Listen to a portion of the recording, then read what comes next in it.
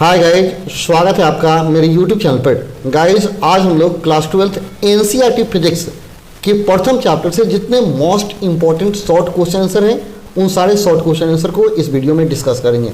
Guys मैंने जितना भी प्रश्न इस चैप्टर में बनता है जो परीक्षा में पूछा जाता है उन सारे प्रश्नों को इस वीडियो में मैंने रखा है, लिख रखा है।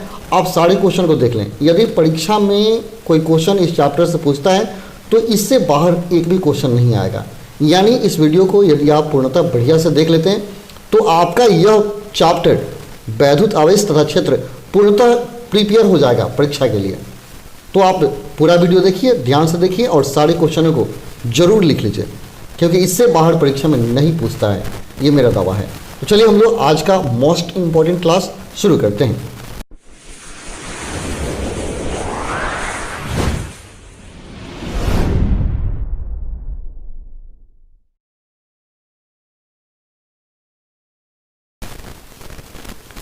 सबसे पहला क्वेश्चन है, किसी सतह पर विद्युत फ्लक्स की परिभाषा दें।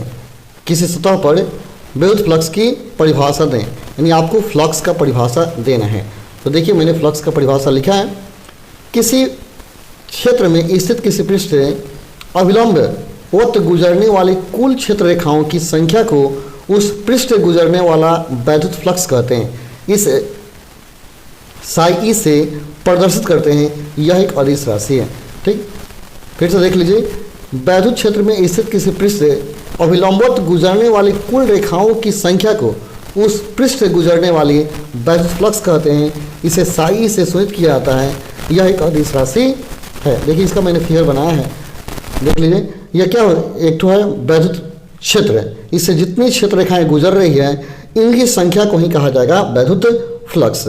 अगर क्षेत्र रेखाएं क्या करती है, अभिलंब के साथ थीटा कोण बना रही है, तो अभिलंबवत घटक निकाल कर हम क्या करेंगे, फ्लक्स का मान निकालेंगे। जैसे देखिए मैंने मान लिया किसी बिंदु पर विद्युत क्षेत्र ई वेक्टर यदि इसके लंबवत रखे किसी पृष्ठ का क्षेत्रफल डेल्टा एस हो, जैसे चित्र ए में दिखाया गया, उस पृष्ठ से गुजरने वाला वैद्युत फ्लक्स चित्र में दर्शाए अनुसार यदि वैद्युत क्षेत्र ई वेक्टर पृष्ठ के अभिलंब से थीटा कोण बनाता हो तो अभिलंब की दिशा में विद्युत क्षेत्र का घटक ई कॉस थीटा होगा। यानी अभिलंब का घटक निकाल दिया। अतः इस स्थिति में पृष्ठ से गुजरने वाला वैद्युत फ्लक्स सूत्र हो जाएगा डेल्टा साई बराबर E cos theta into delta S. अब हम क्या करेंगे, ई को और डेल्टा एस को एक साथ रखेंगे तो ई डेल्टा एस कॉस थीटा हो गया। अब ये क्या है, डॉट प्रोडक्ट है ई वेक्टर और डेल्टा एस वेक्टर का। तो हमने लिख दिया डेल्टा साई बराबर E vector into dot delta S vector. ये आपका क्या हो गया, फ्लक्स का गणितीय रूप हो गया। फ्लक्स का गणितीय रूप हो गया। अब ध्यान से इसको देखिए आप इसको बढ़िया से पढ़िए और एक नोट्स बना लीजिए। ठीक है, परीक्षा के लिए बहुत महत्वपूर्ण है। अगला है दूसरा, ये 2019 में पूछा है, देख लीजिए, और 5 में पूछा हुआ क्वेश्चन है। वैद्युत फ्लक्स को परिभाषित करें, इसके एसआई मात्रक को लिखें। वैद्युत फ्लक्स को परिभाषित करें, इसके एसआई मात्रक को लिखें। तो इसका परिभाषा हो जाएगा, विद्युत क्षेत्र में स्थित किसी क्षेत्र से अभिलंबवत गुजरने वाली बल रेखाओं की संख्या को वैद्युत फ्लक्स कहते हैं। वैद्युत फ्लक्स कहते हैं, इसे साई से प्रदर्शित करते हैं। वैद्युत फ्लक्स का एसआई मात्रक वेबर होता है और याद रहे यह एक अदिश राशि है। ठीक है, अगला क्वेश्चन है, मुक्त आकाश की विद्युतशीलता का मात्रक तथा विमीय सूत्र लिखिए।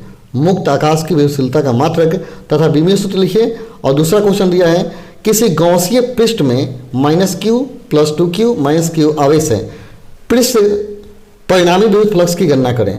तो देखिए ये 2018 और 6 में पूछा हुआ क्वेश्चन। ठीक है, तो देखिए पहले आपको क्या करना है, निकालना है मुक्त आकाश की विद्युतशीलता का मात्रक। तो हम देखिए कूलाम के नियम से हल करेंगे। कूलाम के नियम द्वारा हम जानते हैं कि Q1 Q2 बटा r²। इसको हल करके एप्सिलॉन नॉट का मान निकाल लेंगे। तो एप्सिलॉन नॉट इक्वल टू क्या हो जाएगा, Q1 Q2 बटा 4 पाई f r² हो जाएगा। अब Q का मात्रक क्या होता है, कूलाम होता है, तो कूलाम स्क्वायर हो जाएगा। ये बॉल का मात्रक न्यूटन, r का मात्रक मीटर, तो इसका मात्रक हो गया कूलाम स्क्वायर प्रति न्यूटन प्रति मीटर स्क्वायर। कूलाम स्क्वायर प्रति न्यूटन, अब इसको आप ऐसे लिख लीजिएगा, कूलाम स्क्वायर प्रति न्यूटन प्रति मीटर स्क्वायर आप लिख लेंगे। ठीक है, यह मात्रक हो गया आपकी वैद्युतशीलता का, एप्सिलॉन नॉट का मात्रक हो गया। अब इसका बीमा निकालना है। तो देखिए इसी के सहायता से हम लोग बीमा निकाल लेंगे। कूलाम जो Q है आवेश है, इसका मात्रक लिखेंगे AT बीमा हो जाएगा। तो AT का स्क्वायर हो जाएगा आपका। ठीक है, फिर बॉल का बीमा लिख लेंगे, फिर डिस्टेंस का बीमा लिखेंगे। जैसे देखिए मैंने निकाला है दूसरे क्वेश्चन को हल करते हुए। यहाँ देखिए Q आवेश का बीमा क्या हो गया, A इंटू टी हो गया, बल का बीमा एम एल टी के पावर माइनस 2 और आर का बीमा लंबाई के क्या हो गया, एल हो गया। सबका बीमा मैंने रखा, रखने के बाद क्या आया, एम के पावर माइनस 1, एल के पावर माइनस 3, 4 टी के पावर 4 ए स्क्वायर। ये हो गया आपका एप्सिलॉन नॉट का बीमा, एप्सिलॉन नॉट का बीमा। कैसे निकला आप इसको ध्यान से देख लीजिए, ठीक है। और दूसरा क्वेश्चन यहाँ तो देख लीजिए, किसी गौसीय पृष्ठ में minus Q plus 2q minus Q आवेश है, तो पृष्ठ से परिणामी विद्युत फ्लक्स की गणना करें। तो विद्युत फ्लक्स देखिए कैसे निकालेंगे, मैंने निकाला है। प्रश्न अनुसार गौसीय पृष्ठ में कुल आवेश Q बराबर क्या होता है, Q1 plus Q2 plus Q3। अब यहाँ Q1 Q2 Q3 का मान दिया है, देखिए सबका मान दिया है। इसलिए हम जब क्या करेंगे, आवेश जब निकालेंगे Q बराबर सबको जोड़ दिए, कितना आ गया, जीरो आ गया। अब तक कुल फ्लक्स बराबर क्या हो जाएगा, Q बटा एप्सिलॉन नॉट आ जाएगा आपका 0। ये हो गया आंसर, ठीक है। अगला क्वेश्चन देखिए, वायुमंडल वैधुतः उदासीन नहीं होता है, समझाएं। 18 और 2001 में पूछा हुआ क्वेश्चन है, वायुमंडल वैधुतः उदासीन नहीं होता है, समझाएं। तो कहा जाएगा वायुमंडल में उत्पन्न हवाओं तथा बिजली के कारण वायुमंडल निरंतर आवेशित होता रहता है, इसी के कारण वायुमंडल उदासीन नहीं होता है, ठीक है। हमेशा यह आवेशित होता रहता है, इसलिए वायुमंडल कभी उदासीन नहीं होता, यही मेन रीजन है। अगला क्वेश्चन है, दो समान धन विद्युत आवेश के निकाय से संबंध विद्युतीय फ्लक्स रेखाओं को खींचें। यानी कहता है दो प्लस प्लस आवेश है, तो इसे कैसा विद्युतीय बल रेखाएं होंगी। देखिए दो प्लस रेखाओं से कैसा बल रेखा होगा, मैंने यहाँ खींचा है, आप ध्यान से देख लीजिए। यह एक दूसरे को प्रतिकर्षित करते हुए नजर आएंगे, ठीक है। यह प्लस है, यहाँ प्लस है, दोनों के कारण उत्पन्न वैद्युत क्षेत्र रेखाएं यहाँ हैं, आप इसको देख लेंगे। अगला, परावैद्युत शक्ति एवं आपेक्षिक परावैद्युतांक को परिभाषित करें। दो परिभाषा है, परावैद्युत शक्ति और आपेक्षिक परावैद्युतांक। देखिए परावैद्युत सामर्थ्य अर्थात शक्ति का परिभाषा कैसे देंगे, किसी परावैद्युत पदार्थ का परावैद्युत सामर्थ्य विद्युत क्षेत्र की प्रबलता का वह उच्चतम मान है जिसे वह पदार्थ भंजन हुए बिना सहन कर सकता है, पदार्थ भंजन हुए बिना सहन कर सकता है। फिर से देखिए, किसी परावैद्युत पदार्थ का परावैद्युत सामर्थ्य विद्युत क्षेत्र की प्रबलता का वह उच्चतम मान है जिसे वह पदार्थ भंजन हुए बिना सहन कर सकता है, ठीक है। अगला कहता है आपेक्षिक परावैद्युतशीलता, कहेंगे माध्यम की विद्युतशीलता तथा निर्वात की विद्युतशीलता की अनुपात को आपेक्षिक विद्युतशीलता कहा जाता है। इसे एप्सिलॉन आर से डिनोट करते हैं, so epsilon r equal to epsilon by epsilon naught हो जाएगा, ठीक है। अगला देखिए, विद्युत द्विध्रुव आघूर्ण को परिभाषित करें तथा इसका एसआई मात्रक लिखें।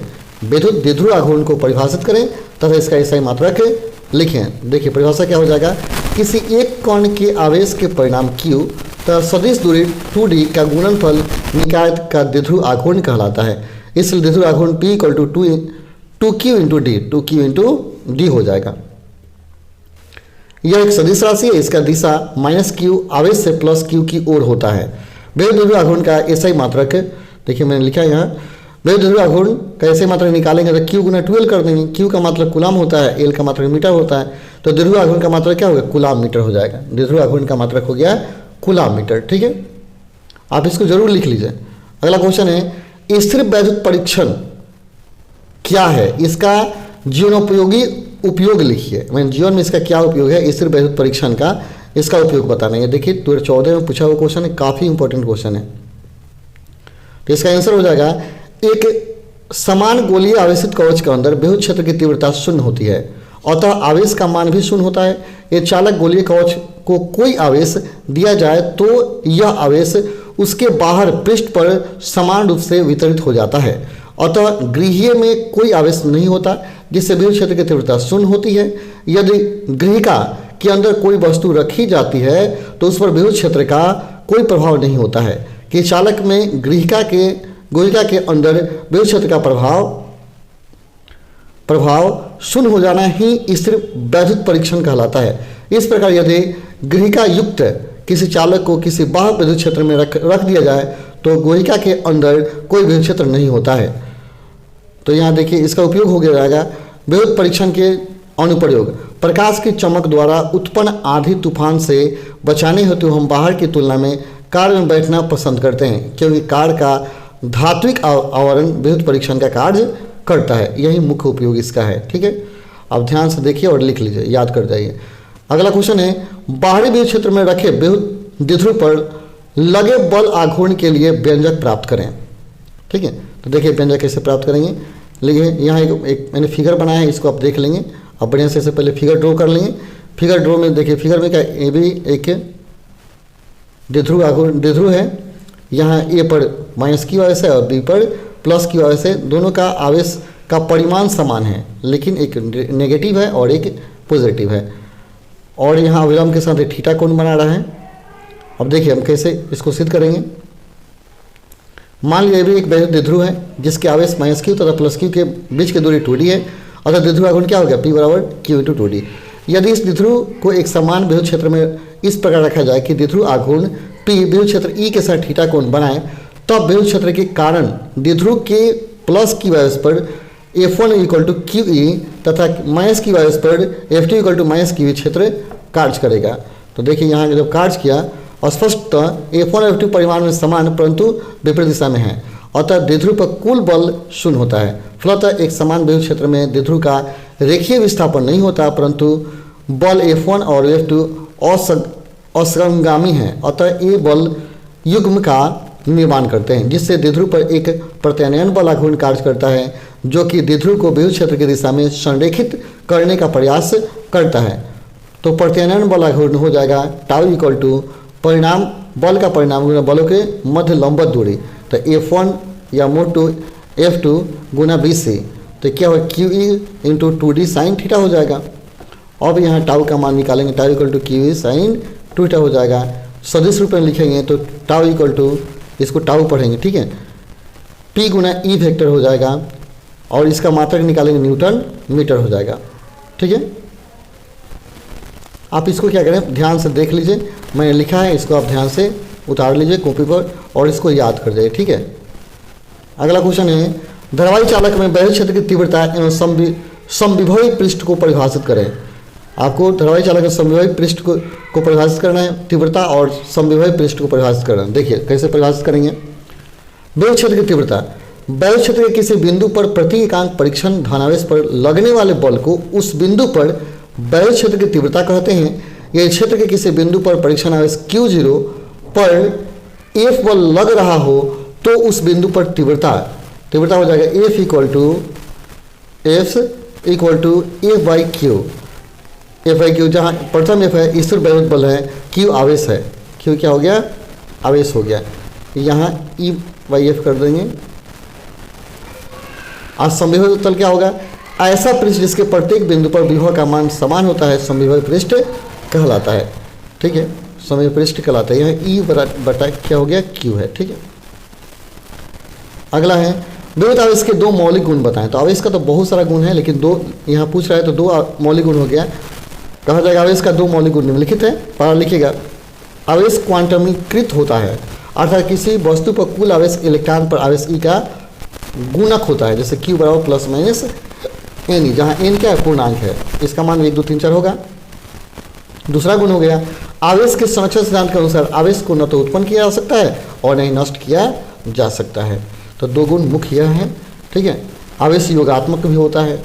अब तीसरा गुण लिखना चाहते हैं तो कह सकते हैं आवेश योगात्मक होता है। ठीक है, और आवेश संरक्षित होता है। अगला है कूलाम के नियम की सीमाएं क्या है। बहुत इंपॉर्टेंट क्वेश्चन है, परीक्षा में पूछता है कूलाम के नियम की सीमाएं क्या है। तो कूलाम के नियम की सीमाएं निम्नलिखित है। कूलाम के नियम और दूरी 10 के पावर 15 मीटर से 10 के पावर 18 मीटर के माइनस 18 होगा, 18 मीटर के लिए ही वैध है, बहुत अत्यंत और दूरी के लिए वैध है। दूसरा, कूलाम नियम विद्युत आवेश के लिए वैध है, यह केवल उन आवेशों के लिए सत्य है जो विराम अवस्था में होते हैं। तो यह इसका क्या है, सीमा है, याद कर लीजिएगा। अगला, विद्युत क्षेत्र के लिए अध्यारोपण सिद्धांत को लिखें और समझाएं। इस वर्ष 2021 के गेस्ट पेपर में ये क्वेश्चन दिया गया है, इसको ध्यान से देखेंगे, परीक्षा में पूछेगा। तो अध्यारोपण सिद्धांत हो जाएगा किसी बिंदु पर विद्युत क्षेत्र की तीव्रता प्रत्येक आवेश के कारण उस बिंदु पर विद्युत क्षेत्र की तीव्रता का बीजगणितीय युग्म होता है। माना कि बिंदु पर आवेश के कारण विद्युत क्षेत्र की तीव्रता E1 E2 E3 dot En है और परिणामी क्षेत्र क्या हो जाएगा, E बराबर E1 plus E2 plus E3 dot En हो जाएगा। ये हो गया अध्यारोपण का सिद्धांत। ठीक है, तो चलिए यहाँ इस चैप्टर का जितने मोस्ट इम्पॉर्टेंट शॉर्ट क्वेश्चन है वो सारे शॉर्ट क्वेश्चन खत्म हो जाते हैं। आप इन सारे क्वेश्चन को ध्यान से देखिए और जरूर लिख लीजिए। थोड़ा फास्ट अगर हम बोल रहे हैं तो थोड़ा सा आप स्लो करके देख लीजिए और ज़रूर लिख लीजिए। और जो भी आपको प्रॉब्लम हो रहा है कमेंट बॉक्स में लिखिए और हमें बताइए, मैं आपको ज़रूर बताऊंगा। चलिए आज के लिए इतना ही, फिर मिलते हैं अगले वीडियो में। तब तक के लिए धन्यवाद। जय हिंद, जय